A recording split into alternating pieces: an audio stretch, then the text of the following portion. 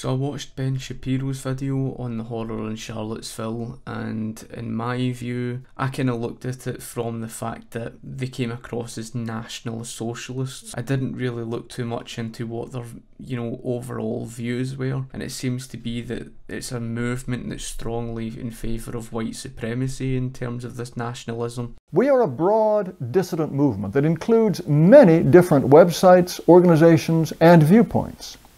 Some members hold distinctive positions on sex roles, trade and free markets, forms of government, and foreign policy.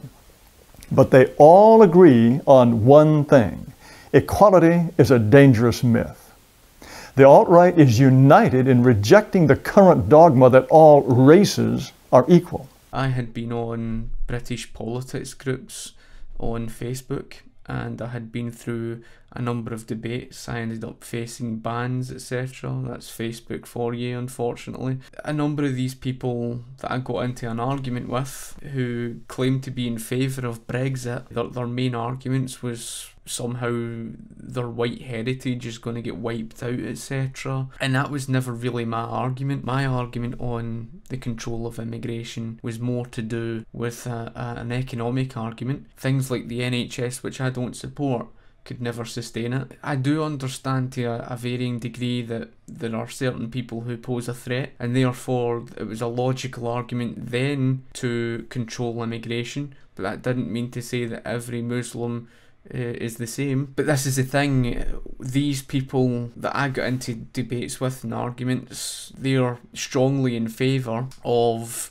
controlling immigration, and some of them even as far as saying to stop immigration completely. It wasn't something I kind of followed along with. What changed my view, because I used to support the free flow of immigration, what changed my argument was Lew Rockwell's case where he speaks about a decentralised immigration control, because you can't just walk onto anybody's property and say or do whatever you like. It's private property and you have to respect people's private property rights. See, I'm always open to a certain argument if there's a rational argument for that case, and therefore that's why I changed my view. As you know, I wasn't really a big fan of Donald Trump, but it seems to be that from Ben Shapiro's point of view, Donald Trump wasn't playing down the whole connection with the alt-right. I guess the question from the Anti-Defamation League is, even if you don't know about their endorsement, there are these groups and individuals endorsing you. Would you just say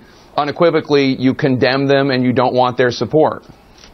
Well, I have to look at the group. I mean, I don't know what group you're talking about. You wouldn't want me to condemn a group that I know nothing about. I'd have to look. If you would send me a list of the groups, I will do research on them, and certainly I would disavow if I thought there was something wrong. But you may have groups in there that are totally fine, and it would be very unfair. So give me a list of the groups, and I'll let you know. I don't believe there was a connection. I believe that what Donald Trump was coming out and saying was genuine. I think Donald Trump wasn't associating himself with the alt-right. The left conflate everything therefore conservative or anything on the right as being somehow in favour of white supremacy. In other words, if you favour capitalism, if you favour the free market, you're apparently alt-right. Everything right-wing is apparently alt-right in their eyes, and that's not how things are. I think it's right that Ben Shapiro had come out and differentiated true conservatives and libertarians from that whole movement. The whole alt-right movement, from what I'm gathering, from what I've just done my research on, these were the people who I was arguing with. Even it was as bad as one guy who was in favour of Brexit, tried to argue with me that I'm the problem because I defend individualism. Unbelievable. And this is someone who claims to be right-wing, who claims to be of the alt-right. He was strongly in favour of basically collectivism. You're in favour of nationalism and this strong collectivism. These are the type of people who would use the state over everything and become authoritarian. It's basically national socialism. Other people have got a different view of nationalism, and I found that quite interesting.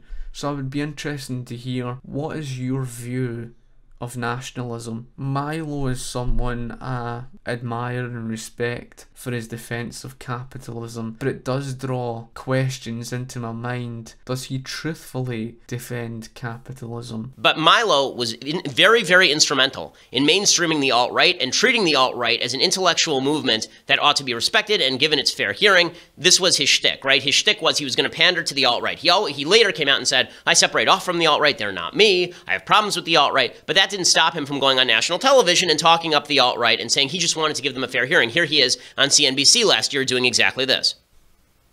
No, I mean, I've never identified as the alt-right. The press seems determined to crown me the queen of it.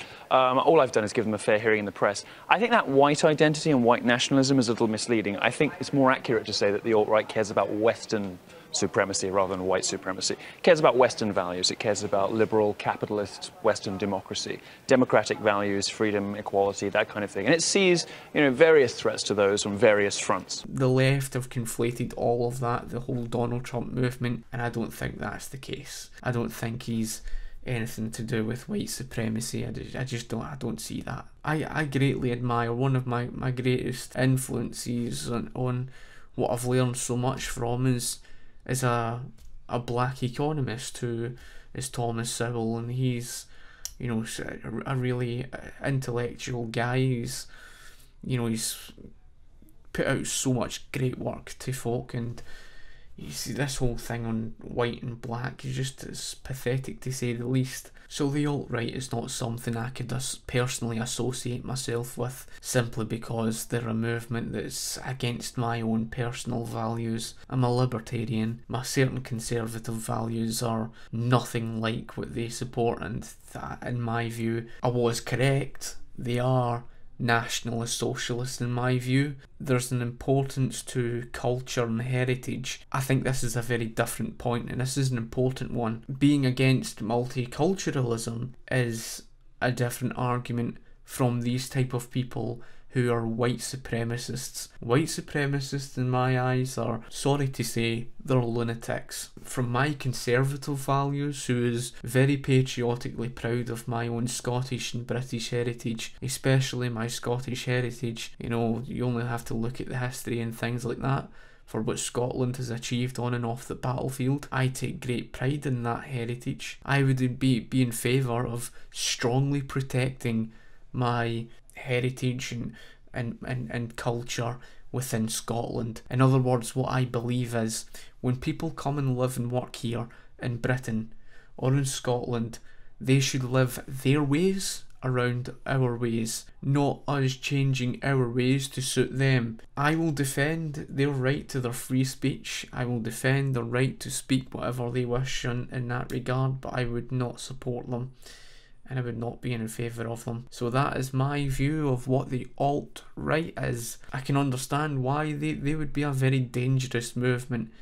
It then comes with no surprise why the likes of Black Lives Matter exist, because of these type of people. And they try to associate themselves with the whole Trump movement. Like I say, I'm not one of Trump's biggest supporters, but I don't believe that the Donald Trump movement was purely based around white supremacy or that Donald Trump supported that.